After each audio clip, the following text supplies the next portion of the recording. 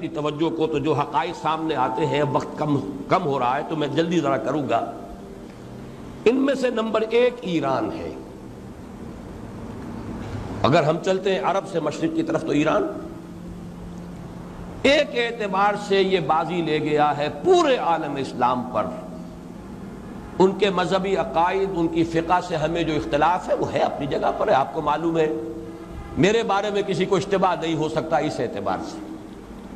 میری جس درجے دشمنی رکھی گئی ہے، جس طرح میرے سر کا جو ہے مطالبہ ہوتا تھا، 2 ہی آدمی تھے پاکستان میں کہ جن کے سر مانگے گئے، ایک کراچی کے وہ شاہ بلیغ الدین صاحب اور ایک میں، تو اس حوالے سے وہ اپنی جگہ پر اختلاف ہے، لیکن اس حقیقت کا اعتراف کیے بغیر نہیں رہا جا سکتا پورے عالم اسلام میں یہ واحد مسلمان ملک ہے جس نے بہرحال اپنی شریعت، اپنے عقائد کے مطابق ایک مذہبی انقلاب برپا کیا ہے۔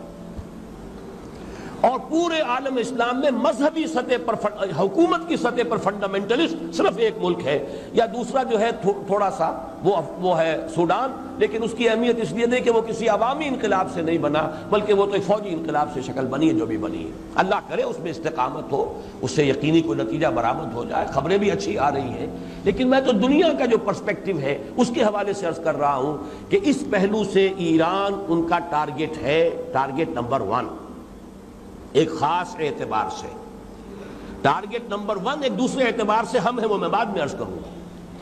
چونکہ حکومت کی سطح پر فنڈامنٹلزم ہے اور وہ آیا ہے ایک عوامی انقلاب کے نتیجے میں، پھر ان کے پاس تیل کی دولت ہے، اس کے خلاف اکنامک سینکشنز بھی ہو جائیں تو اگر لیبیا کھڑا ہو سکتا ہے تو بہرحال وہ بھی کھڑا ہو سکتا ہے، اور نقشہ وہ دنیا کو دکھا چکا ہے کہ لڑا دے ممولے کو شہباز، یہ نقشہ بھی اس نے دکھا دیا ہے۔ یہ ہے ایران کا معاملہ۔ نمبر 2 پاکستان۔ پاکستان 400 برس کی تجدیدی مساعی کا امین ہے، امانت دار ہے۔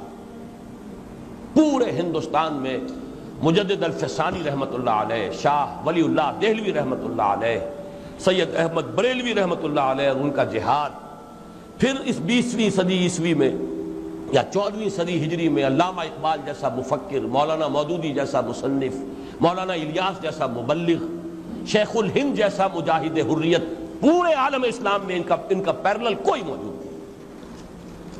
یہ 400 سال کی تاریخ ہے، اس کی امانت، اور اس کے نتیجے میں یہاں کے مڈل کلاس میں فنڈامنٹلزم کا ایک نیوکلیس ہے،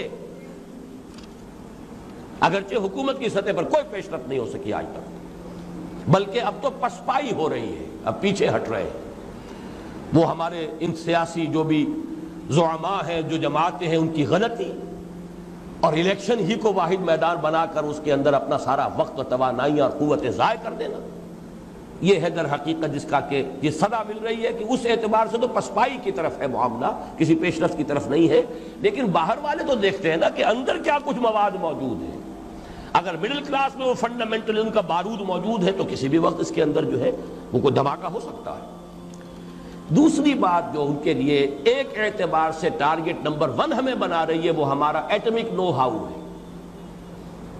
پورے عالم اسلام میں اور کسی کے پاس نہیں۔ اسلامی بم اگر بنے گا تو یہی بنے گا۔